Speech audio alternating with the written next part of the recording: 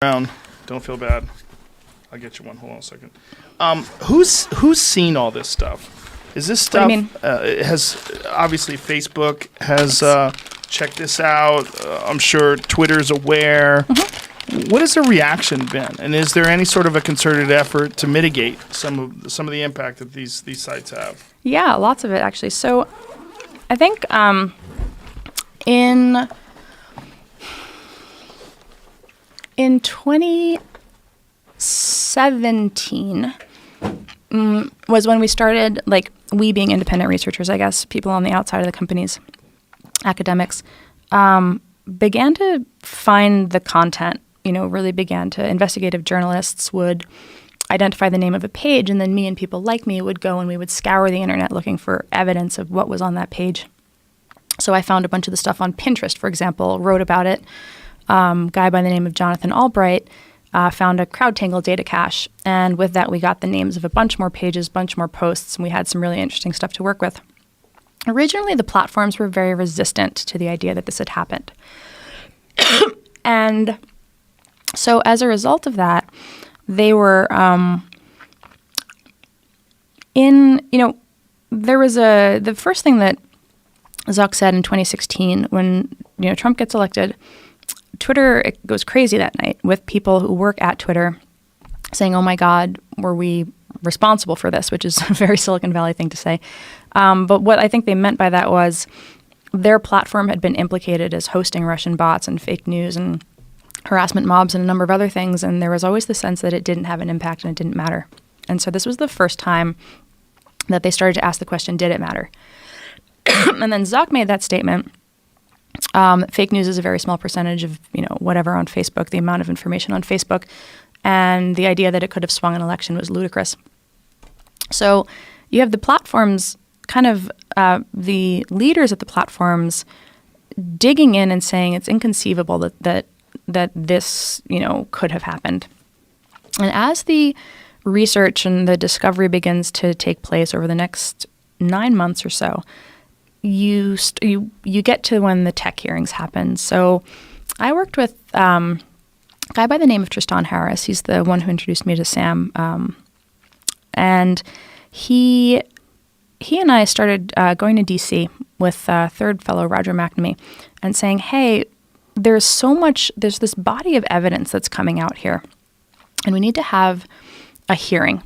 We need to have Congress ask the tech companies to account for what happened, to tell the American people what happened. Because what we're seeing here as outside researchers, what investigative journalists are writing, the things that we're finding just don't line up with the statements that nothing happened and this was all no big deal. And so we start asking for these hearings. And actually, myself and a couple of others then begin asking them, in the course of these hearings, can you get them to give you the data? Because the platforms hadn't given the data.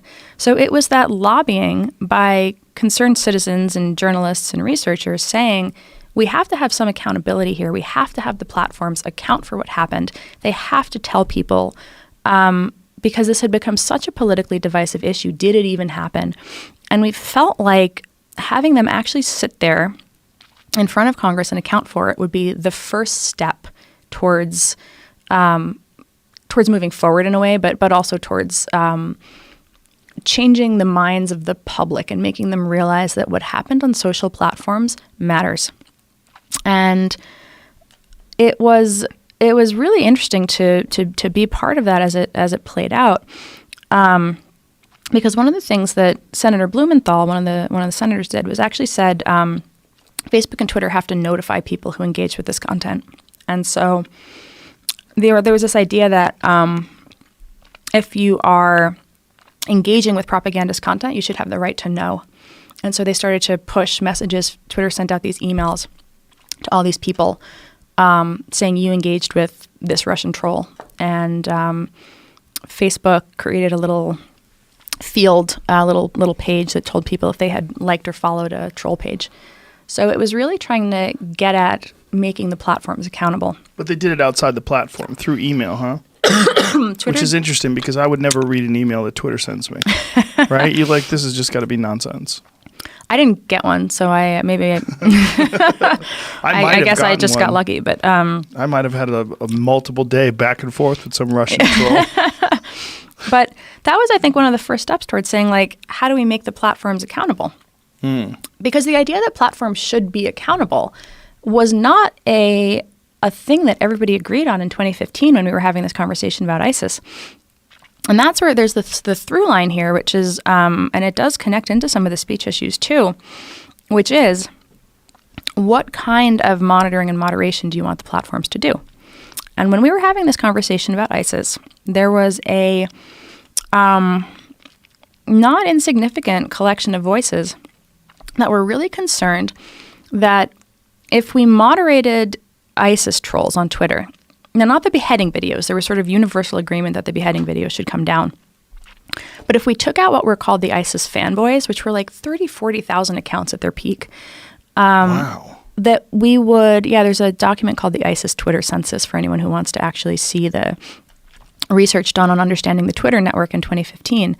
There was a sense that like one man's terrorist was another man's freedom fighter. And if we took down ISIS fanboys, were we stifling their freedom of speech, freedom of expression, and like, goodness, what would come next? And that, when you look at that, that fundamental swing that has happened now in 2018, 2019, where there's that same narrative, because originally no moderation was taking place, and then now there's a feeling that it's kind of swung too far in the other direction. But the original conversations were really, how do we make Twitter take responsibility for this? And legally, they aren't responsible for it, right? They are legally indemnified against they're not responsible for any of the content on their platforms. None of the platforms are. There's a law called Communications Decency Act, Section 230, and that says that they're not responsible. They have the right to moderate, but not the obligation to moderate, because they're indemnified from responsibility. So the question becomes, now that we know that these platforms are used for these kinds of harms and they are used for this kind of interference, where is that balance? What do we want them responsible for monitoring and moderating? And how do we recognize that that is occasionally going to lead to incorrect attributions, people losing accounts and things like that? So... Yeah, they're in a weird conundrum right now where they're trying to keep everything safe, and they want to encourage people to communicate on the platform, so they want to keep people from harassing folks. But because of that, they've got these algorithms, and they tend to miss very often, like this whole learn to code fiasco, where people are getting banned for life for saying learn to code, which is about as preposterous as it gets. I think the learn to code fiasco is going to be the tipping point where a lot of people in the future, when they look back on when did the heavy-handedness become overreach, learn to code. Because, I mean, Jesus Christ, I mean, that if you can't say learn to code, I mean, I look at my mentions, I mean, on any given day, especially like yesterday, I had a vaccine proponent. Yeah, I watched it. Peter Hotez. He's Yeah, a great doctor. Peter's great. And it seemed like what was really disturbing to me was like the vast majority of the comments were about vaccines and so few about these unchecked diseases that are running rampant in poor communities, which was the most disturbing aspect of the conversation to me, that there's diseases that rob you of your intellectual capacity that are extremely common, that as many as 10% of people in these poor neighborhoods have. Almost no discussion. It was all just insults and you fucking chill and this and that. And, it's like... I know. My mentions are going to be interesting, but... Oh, they're going to be a disaster today. I know. Well, let me... I think that one of the challenges for the platforms is a lot of things start out, like Learn to Code. I remember, I watched that play out. Covington Catholic was another thing that, I mean, God. With Learn to Code, there was some of the people who were trolling and just saying Learn to Code and, whatever, Right. You don't have a right to not be offended. But then there was the other accounts that kind of took it that step further and began to throw in like the ovens and the other stuff with Learn to Code, right? And that's one of the challenges with the platform, which is if you're trying to assess the just the content itself. Like if you start doing keyword bans, Right. you're going to catch a lot of shit that you don't want to catch. Right. But the flip side is if you know, this is the challenge of moderating at scale, which is where, you know, what side do you come down on? Do you come down on saying like 75% of people with hashtag learn to code are just, you know, not doing anything incredibly offensive, and then the 25% who are, they really change the tone of the overall campaign and the hashtag for the entire community. Yeah. And that's where you see Twitter, I think, come in with the more heavy-handed and just shut it down kind of thing. I don't know that there's an easy answer. I think that we are, you know, even today, what was the latest kerfuffle? Elizabeth Warren got an ad taken down on Facebook, and then there was a whole conversation about was Facebook censoring Elizabeth Warren. I personally didn't think that it read like censorship. But What was the ad about? it was an ad about, funny enough, her platform to break up Facebook. Whoa. But- So Facebook took that down? Like, yeah, listen, It was hooker. it seemed like it sort of read more like a cell phone. Like she had a picture of Facebook's logo in the image, and that violates the ads terms of service. And the reason behind that is actually because Facebook doesn't want people putting up ads that have the Facebook logo in it, because that's how you course. scam people, right? That's a Sure. great way to Yeah. rip people off. And so probably just like an automated, an automated takedown, like it halts the ad. You have to go and make some changes, and then you can push the ad back out again.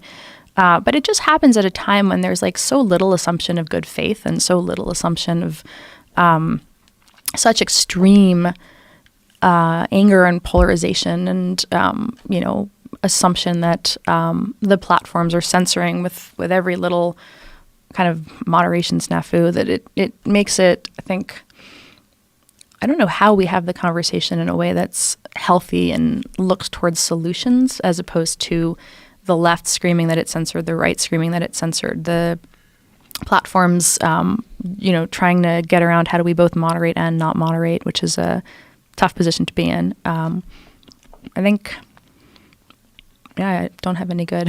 No one does. No That's good answers. part of the issue. And Vidya discussed that pretty much in depth, where she was saying this is about moderating in scale when you're talking about millions and millions and millions of posts and a couple thousand people working for the organization. Yeah. And then algorithms and computer learning that's trying to keep up. And that's where things like learn to code, and people are so outraged and pissed off because when they do get banned, they feel like they've been targeted. Well, you really just ran into some code. And then it's really hard to get someone to pay attention to your appeal. Right. Because there's not enough people that are looking at these appeals, and there's probably millions of appeals every day. It's almost impossible. Yeah, and there's, depending on which side you're on, you also hear like, this person is harassing me and I'm demanding moderation and nobody's doing anything about it. Yes. So it's definitely, I think, gotten worse. It's interesting to look back at 2016 and wonder how much of the where we are now is in part because not a whole lot happened in 2016. In 2016, or 2015 in particular, very light, like almost no moderation, just kind of let it all hang out there. And I look at it, now, particularly as it evolves into this conversation about free speech, public squares, and what the new kind of infrastructure for speech, what rights we should expect on it. It's a really tough, I think some of it is almost like the people who hear the words free speech and they just assume that it's people asking for a carte blanche right to harass and saying, how do we balance that? I think Jack and Vijay were saying this on your show. How do we maximize the number of people who are involved, make sure that all voices do get heard without being unnecessarily heavy-handed and moderating a thought or content, and instead moderate behavior, and instead moderate particular types of signatures of things that are inauthentic or things that are coordinated. And looking at this, again, gets to disinformation too, rather than trying to police disinformation by looking at content, really looking instead at actions and behavior and account authenticity and dissemination patterns. Because a lot of the worst trolls